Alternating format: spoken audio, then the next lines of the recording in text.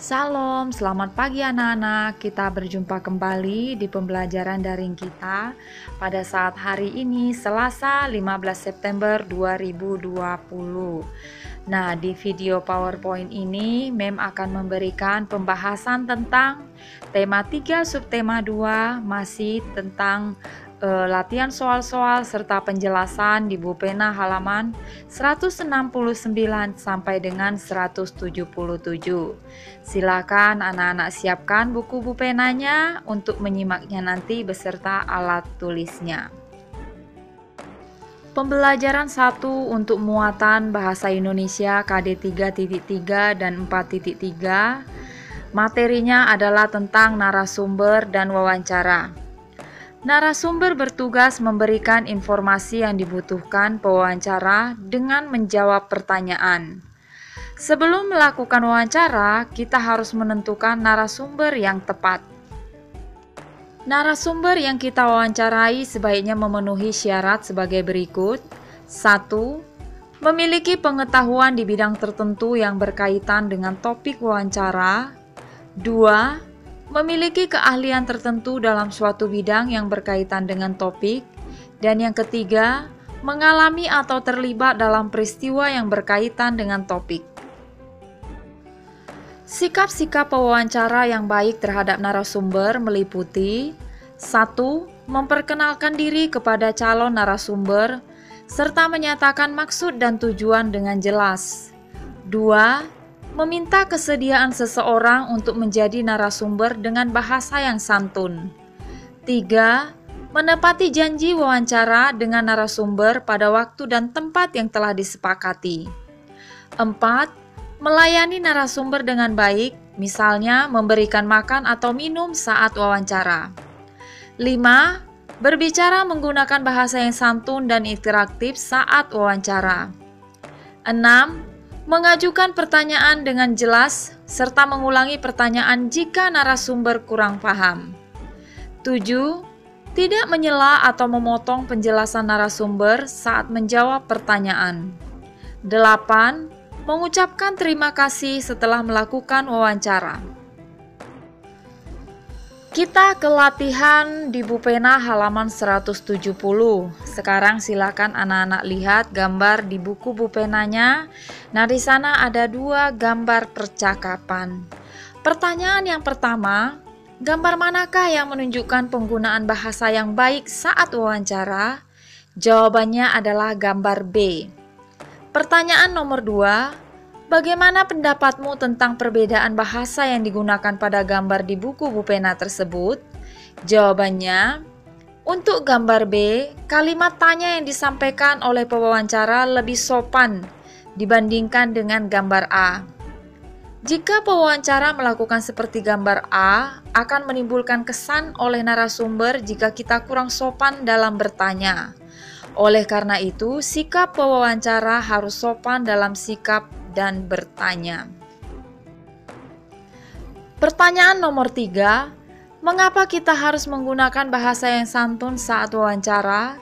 Jawabannya adalah bahasa yang santun akan membuat narasumber lebih menghargai kita dan senang untuk memberikan informasinya kepada kita sebagai pewawancara.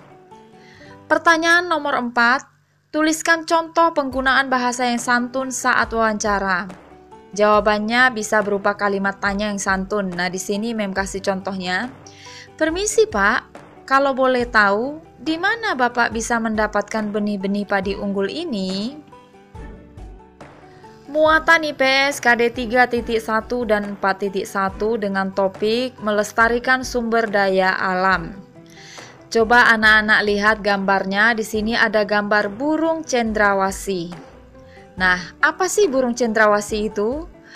Burung cendrawasih adalah burung khas Indonesia yang ada di kawasan hutan tropis Papua dan sekitarnya. Hal inilah yang menyebabkan burung tersebut dikelompokkan ke dalam satwa endemik.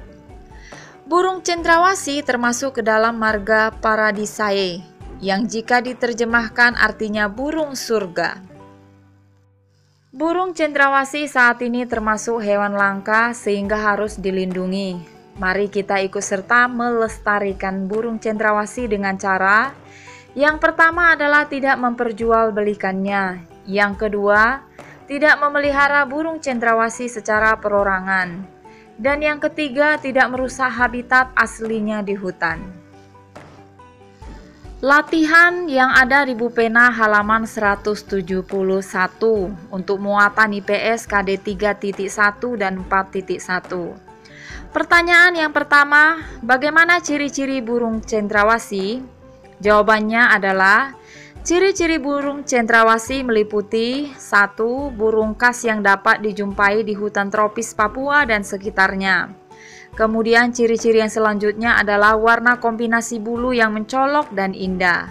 Dan ciri-cirinya yang terakhir adalah sebagian besar hidupnya di ranting pohon. Pertanyaan nomor 3, apa tujuan pemerintah memelihara burung cendrawasih di konservasi hewan? Jawabannya adalah agar tidak punah dan menjaga keseimbangan ekosistem. Pertanyaan nomor 4, tuliskan tempat konservasi hewan langka di Indonesia yang kamu ketahui. Jawabannya Taman Nasional, Taman Safari, Kebun Binatang, Suaka Marga Satwa, dan Balai Konservasi. Pertanyaan nomor 5 atau yang terakhir untuk muatan IPS ini, apa saja hewan di Indonesia yang dilindungi selain burung cendrawasih?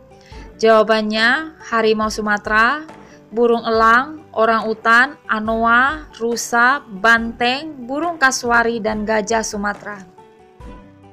Muatan IPA KD 3.8 dan 4.8 dengan judul perikop pemanfaatan hewan sebagai sumber daya alam. Hewan dimanfaatkan sebagai bahan makanan, bahan obat-obatan, dan dimanfaatkan tenaganya oleh manusia. Nah, berikut ini contoh pemanfaatan hewan oleh manusia antara lain. Yang pertama adalah ayam. Ayam yang dimanfaatkan untuk diambil telur serta dagingnya. 2. Kerbau dan sapi dimanfaatkan untuk diambil dagingnya dan tenaganya untuk membajak sawah. 3. Ikan koi, kucing, dan kelinci dimanfaatkan untuk hewan peliharaan. Hewan juga berperan dalam menjaga keseimbangan alam. Contohnya adalah ular. Ular memakan tikus, sehingga jumlah tikus di sawah tidak berlebihan. Oleh karena itu, tanaman padi tidak habis dimakan tikus, sehingga petani dapat memanen padi. Ular di sawah tersebut berfungsi menjaga keseimbangan alam, yaitu keseimbangan jumlah tikus dan tanaman padi. Nah, sekarang kita perhatikan, apa akibatnya jika keseimbangan alam tidak terjaga?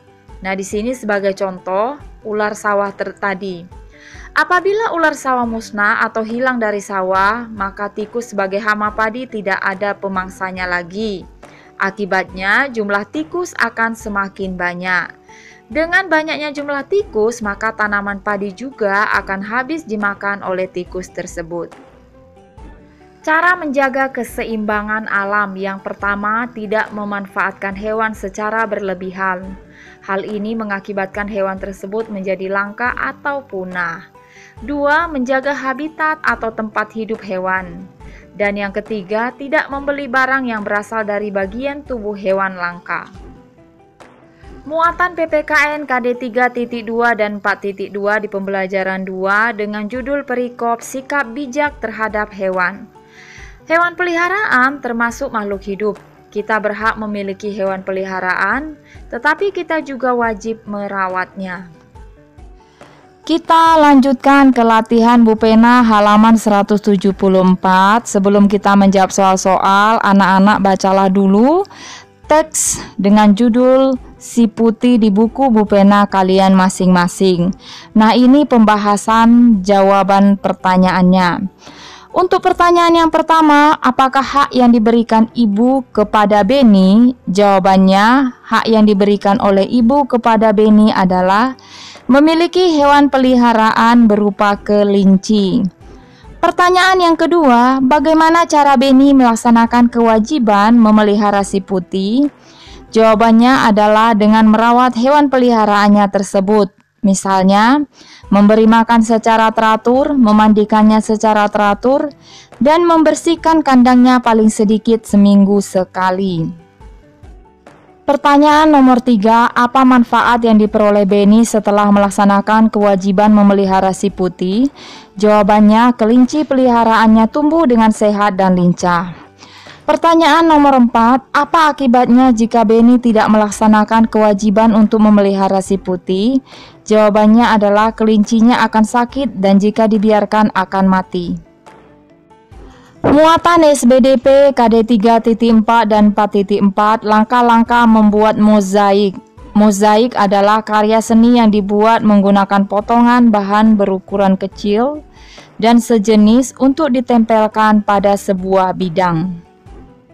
Berikut ini adalah langkah-langkah membuat mozaik dari gambar kupu-kupu.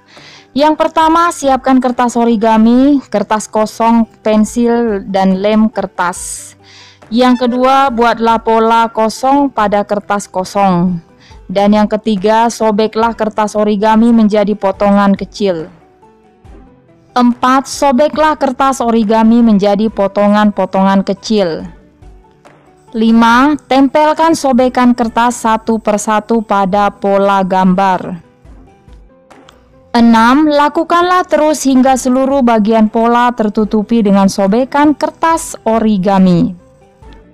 Kita lanjutkan ke latihan di buku pena halaman 177 untuk muatan SBDP KD 3.4 dan 4.4. Perhatikan gambar-gambar di buku pena anak-anak sekalian. Pertanyaannya pertama, menurutmu manakah karya mozaik yang menggunakan bahan pecahan keramik, potongan origami, dan biji-bijian?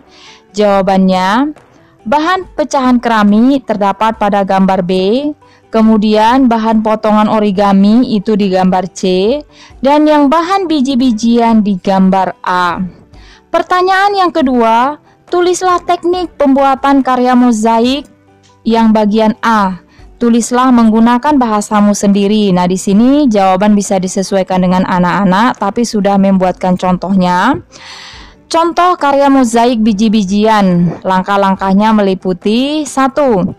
Siapkan biji-bijian, kertas kosong, pensil, dan lem. 2. Buatlah pola pada kertas kosong. 3. Oleskan lem pada pola kertas yang sudah dibuat. Dan 4. Tempelkan biji-bijian satu persatu pada pola dengan rapi. Biji ditempelkan harus sesuai bentuk, ukuran, dan warnanya. Dan yang terakhir, yang kelima, lakukan terus hingga seluruh bagian pola tertutupi dengan biji. Itulah pembahasan Bu Pena kita hari ini untuk pembelajaran 1 dan pembelajaran 2. Silakan anak-anak menyimaknya kembali apabila masih belum paham. Sekian, shalom.